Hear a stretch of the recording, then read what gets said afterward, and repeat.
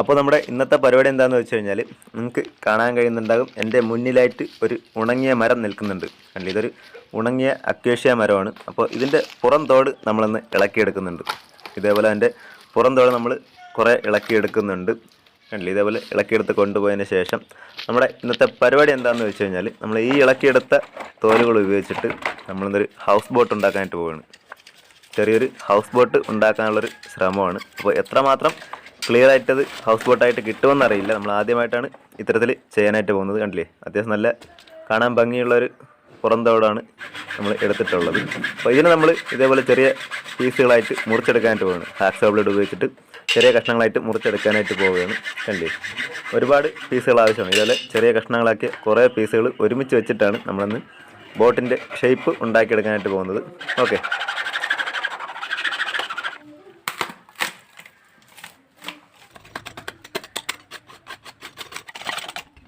അല്ലേ. അപ്പോൾ നമ്മൾ ഇതേപോലത്തെ 2 പീസുകൾ ഇതേപോലെ എടുത്തതിന് ശേഷം നമ്മൾ ഒന്നിൻ്റെ പുറം ഭാഗവും അതുപോലെ തന്നെ മറ്റേതിൻ്റെ അകം വശവും ഇതേപോലെ ചെറുതായിട്ട് ചീകിയെടുത്ത ശേഷം നമ്മൾ ഇത് രണ്ടും ഇതേപോലെ വെച്ച് ഒട്ടിച്ചെടുക്കാനായിട്ട് പോകണമല്ലേ. ഇതേപോലെ വെച്ചിട്ട് വുഡ് ഫില്ല് ഉപയോഗിച്ചിട്ട് നമ്മൾ ഇതേപോലെ ഒട്ടിച്ചെടുക്കുകയാണ്.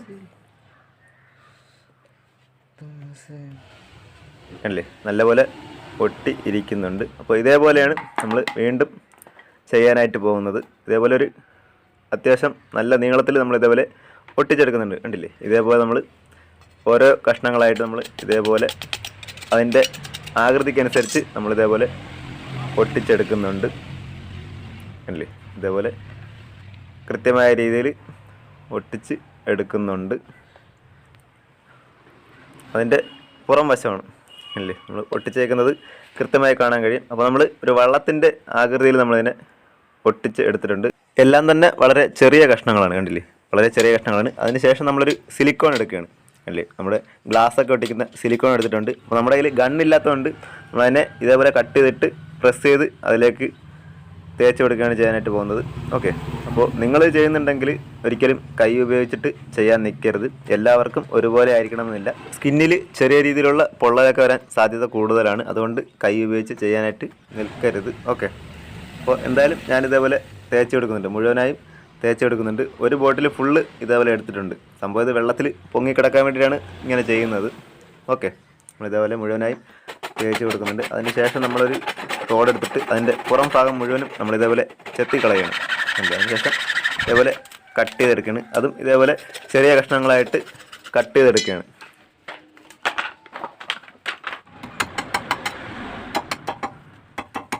അപ്പോൾ നമ്മൾ ഇത്തരത്തിൽ ചെത്തിയെടുക്കുന്ന ഇതേപോലെ പലകയാക്കിയ ഈ ഒരു തോട് നമ്മൾ ഇതേപോലെ വള്ളത്തിൻ്റെ പുറം വശത്ത് ഒട്ടിച്ചെടുക്കുകയാണ്. കണ്ടില്ലേ, ഇത് മുഴുവനായി നമ്മൾ ഇതേപോലെ ഒട്ടിച്ചെടുക്കാനായിട്ട് പോവാണ്. ഇപ്പോൾ കണ്ടില്ലേ, നമ്മുടെ വള്ളത്തിൻ്റെ ഉൾവശം കാണാനായിട്ട് നല്ല ഭംഗിയാണ്. നല്ല അത്യാവശ്യം നല്ല നിറം വന്നിട്ടുണ്ട്. കണ്ടില്ലേ, അതെല്ലാം നമ്മൾ മൂടിക്കളയുന്നതാണ്. ഓക്കെ, കണ്ടില്ലേ, ഇതേപോലെ ചെറിയ ചെറിയ കഷ്ണങ്ങൾ ഉപയോഗിച്ചിട്ട് നമ്മളിതിനെ മൂടിയെടുക്കാനായിട്ട് പോവുകയാണ്. സംഭവം ഹൗസ് ബോട്ട് ആയതുകൊണ്ട് തന്നെ ഇത്രയും ഫില്ലായി വരണം, എങ്കിൽ മാത്രമേ നമുക്ക് മുകളിൽ ചെറിയ വീട് പോലെ സെറ്റ് ചെയ്തെടുക്കാനായിട്ട് കഴിയുകയുള്ളൂ. അല്ലേ, അതിനുശേഷം നമ്മൾ ഇതേപോലൊരു സംഭവം ഉണ്ടാക്കുകയാണ്. ഇതെന്താണെന്ന് വെച്ച് കഴിഞ്ഞാൽ ഇതിൻ്റെ സൈഡിലെ ചുമരുകളാണ്. കണ്ടില്ലേ, നമ്മുടെ വള്ളത്തിൻ്റെ സൈഡിൽ വയ്ക്കാനുള്ള ചുമരുകളാണ്.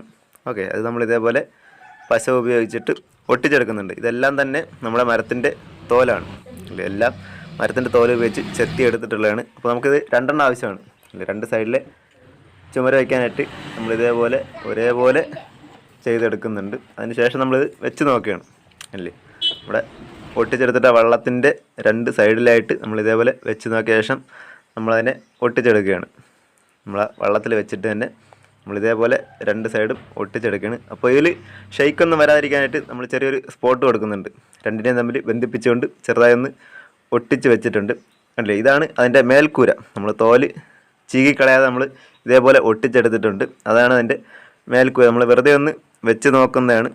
കണ്ടില്ലേ, ഏകദേശം ഒരു വള്ളത്തിൻ്റെ ഷേപ്പായി എന്നുള്ളൂ. നമ്മുടെ കേരളത്തിൻ്റെ ഹൗസ് ബോട്ടുമായിട്ട് യാതൊരു ബന്ധവും ഇതിന് കാണുന്നില്ല. ഓക്കെ, എന്തായാലും നമ്മൾ ചെയ്യാനായിട്ട് പോകണം. നമ്മൾ ആദ്യമായി ചെയ്യുന്നത് കൊണ്ട് തന്നെ അതിൻ്റേതായ ബുദ്ധിമുട്ടും കാര്യങ്ങളും ഇതിനെന്തായാലും ഉണ്ടാകും. ഓക്കെ, അപ്പോൾ എന്തായാലും നമ്മൾ ഇതേപോലെ ചെയ്തെടുത്തിട്ടുണ്ട്. അതിന് ശേഷം നമ്മളതിൻ്റെ വാതിൽ വെച്ച് കൊടുക്കണം. കണ്ടില്ലേ, നമ്മൾ ആ വാതിൽ, മുൻവശത്തെ വാതിൽ നമ്മൾ ഇതേപോലെ ഒട്ടിച്ചെടുത്തിട്ടുണ്ട്. അതിന് ശേഷം നമുക്കതിൻ്റെ മേൽക്കൂര വെച്ച് കൊടുക്കാം. അല്ലേ, ഇതവിടെ ഫിക്സ് ചെയ്ത് വയ്ക്കാം. ഓക്കെ, കണ്ടില്ലേ? അപ്പോൾ ഏകദേശം നമ്മുടെ പണി പകുതി പൂർത്തിയായിട്ടുണ്ട്. അതിനുശേഷം നമ്മൾ ഇതേപോലെ ഒരു ബോക്സ് അടിച്ചെടുത്തിട്ടുണ്ട് അല്ലേ. നിങ്ങൾ ടൈം വേസ്റ്റ് ആക്കേണ്ടതെന്ന് കരുതിയിട്ടാണ് അത് കാണിക്കാത്തത്. നമ്മൾ നേരത്തെ ആ ചുമരുകൾ വെച്ചതുപോലെ തന്നെയാണ് ഇത് നമ്മൾ ഒട്ടിച്ചെടുത്തിട്ടുള്ളത്. അത് നമ്മളിതിൻ്റെ മുകളിലായി വെച്ച് കൊടുക്കുകയാണ് അല്ലേ. നമ്മൾ ആദ്യം വെച്ചതിൻ്റെ മുകളിലായി വെച്ച് ഒട്ടിച്ചെടുക്കുകയാണ്. അപ്പോൾ 2 നിലയാണ് നമ്മൾ ഉദ്ദേശിക്കുന്നത് അല്ലേ. 2 നിലയാണ് നമ്മുടെ ഈ ബോട്ടിന് ഉദ്ദേശിക്കുന്നത്. ഓക്കെ, കണ്ടില്ലേ? നമ്മൾ കുറേ പീസുകൾ ഒട്ടിച്ചെടുത്തിട്ട് അതിൻ്റെയും മേൽക്കൂര നമ്മൾ ഇതേപോലെ ചെയ്തെടുത്തിട്ടുണ്ട്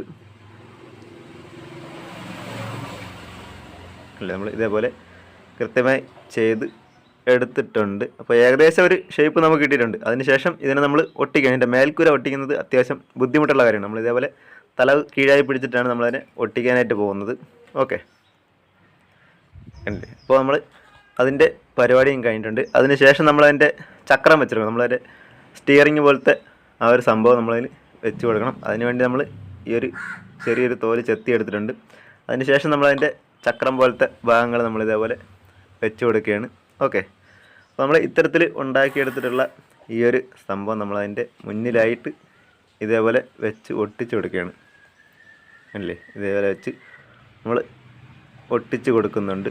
അപ്പോൾ നമ്മുടെ ബോട്ടിൻ്റെ പണി ഏകദേശം പൂർത്തിയായിട്ടുണ്ട്. നമ്മളകത്ത് സീറ്റും കാര്യങ്ങളൊന്നും വെക്കുന്നില്ല. കാരണം നമ്മളിതൊരു കളിപ്പാട്ടത്തിൻ്റെ രൂപത്തിൽ മാത്രം ചെയ്യുന്നൊരു സംഭവമാണ്. നമ്മൾ കൃത്യമായൊരു ആർട്ട് വർക്ക് എന്നുള്ള രീതിയിലല്ല, നമ്മളൊരു കളിപ്പാട്ടത്തിൻ്റെ ആകൃതിയിൽ മാത്രം ചെയ്യുന്നൊരു സംഭവമാണ്. ഓക്കെ, അപ്പോൾ നമ്മുടെ പരിപാടി ഏകദേശം പൂർത്തിയായിട്ടുണ്ട്. അതിനുശേഷം നമ്മളിതിനെ എടുത്തുകൊണ്ട് വെള്ളത്തിലിട്ട് നോക്കാനായിട്ട് പോവുകയാണ്. നമ്മൾ എത്രമാത്രം പൊങ്ങിക്കിടക്കുമെന്നറിയില്ല, എന്നാൽ നമ്മളതിനെ കൊണ്ട് വെള്ളത്തിലിടാനായിട്ട് പോവുകയാണ്. അപ്പോൾ നമ്മുടെ കുളത്തിനകത്തേക്ക് നമ്മുടെ വള്ളത്തെ ഇറക്കിയിട്ടുണ്ട്. അപ്പോൾ നിങ്ങളൊരു കാര്യം ശ്രദ്ധിച്ചാൽ മനസ്സിലാവും, ഇതിനിപ്പോൾ ഒരു നില മാത്രമേ ഉള്ളൂ അല്ലേ. ഒറ്റ നില മാത്രമേ ഉള്ളൂ.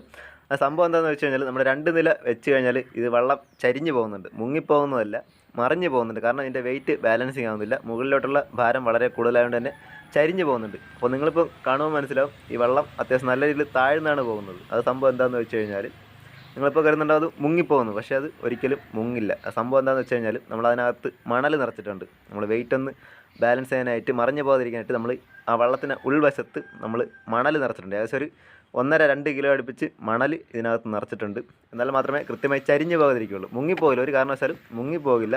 ചരിഞ്ഞു പോകാതിരിക്കാനാണ് നമ്മൾ ആ മണൽ വെച്ചിട്ട്, അതാണ് ഇത്രയും താഴ്ന്നു പോകുന്നത്. ഓക്കെ അല്ലേ. അപ്പോൾ നമ്മുടെ വള്ളം പകുതി ഫ്ലോപ്പാണ്, എന്നാലും പകുതി വിജയിച്ചിട്ടുണ്ട്. ഏകദേശം 50% നമ്മൾ വിചാരിച്ച പോലെ വന്നിട്ടുണ്ടെങ്കിലും ബാക്കി 50% പാളിപ്പോയിട്ടുണ്ട്. എന്നാലും സാരമില്ല, നമ്മൾ വെള്ളത്തിലിടാൻ വേണ്ടിയിട്ടല്ല നമ്മളിത് ഉണ്ടാക്കിയിട്ടുള്ളത്, വെറുതെ ഒന്ന് ചെയ്ത് നോക്കാമെന്ന് കരുതിയിട്ട് ഉണ്ടാക്കിയതാണ്.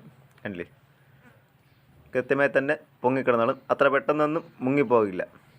നമ്മളകത്ത് മണൽ നിറച്ചിട്ടുണ്ടെങ്കിലും കൃത്യമായി അത് പൊങ്ങിക്കിടന്നാലും മുങ്ങിപ്പോകുന്ന ഒരു പ്രവണതയില്ല. കണ്ടില്ല, നമ്മൾ 2ാമത്തെ നില വെച്ച് കഴിഞ്ഞാൽ ഇതാണ് അവസ്ഥ. നമ്മൾ വെക്കുന്നു, അപ്പോൾ തന്നെ അത് മറിഞ്ഞു പോകും അല്ലേ. മുകളിൽ വെയിറ്റ് കൂടുതലായതുകൊണ്ട് തന്നെ ബാലൻസ് ചെയ്യാൻ ഭയങ്കര ബുദ്ധിമുട്ടാണ്. അതുകൊണ്ട് വളരെ വേഗത്തിൽ മറിഞ്ഞു പോയി വീഴാൻ ചാൻസ് ഉണ്ട് അല്ലേ. അകത്ത് മണൽ കിടക്കുന്നത് കൊണ്ടാണ് ഇത് ഇത്തരത്തിൽ മുങ്ങിപ്പോകുന്നത്. അപ്പോൾ നമ്മുടെ വെള്ളം എന്തായാലും കരയ്ക്കെത്തിച്ചിട്ടുണ്ട്. ഇനി അത് വെള്ളത്തിൽ കിടന്നാൽ ശരിയാകില്ല. ഓക്കെ അല്ലേ, ഇതേപോലെ കരയ്ക്കെത്തിയിട്ടുണ്ട്. അപ്പോൾ ഇന്നത്തെ പരിപാടി ഇത്രയേ ഉള്ളൂ. ഈ വീഡിയോ നിങ്ങൾക്ക് ഇഷ്ടപ്പെട്ടാലും ഇഷ്ടപ്പെട്ടില്ലെങ്കിലും ഞങ്ങളുടെ ചാനലൊന്ന് സബ്സ്ക്രൈബ് ചെയ്തേക്കുക. അതുപോലെ തന്നെ തുടർന്ന് ബെല്ലേക്കും കൂടി അമർത്തേക്കുക. എന്നാൽ മാത്രമേ ഞങ്ങൾ അപ്ലോഡ് ചെയ്യുന്ന പുതിയ വീഡിയോ നിങ്ങൾക്ക് കൃത്യമായി ലഭിക്കുകയുള്ളൂ. ഓക്കെ, അപ്പോൾ മറ്റൊരു വീഡിയോയിൽ കാണുന്നവരേക്കും ഗുഡ് ബൈ.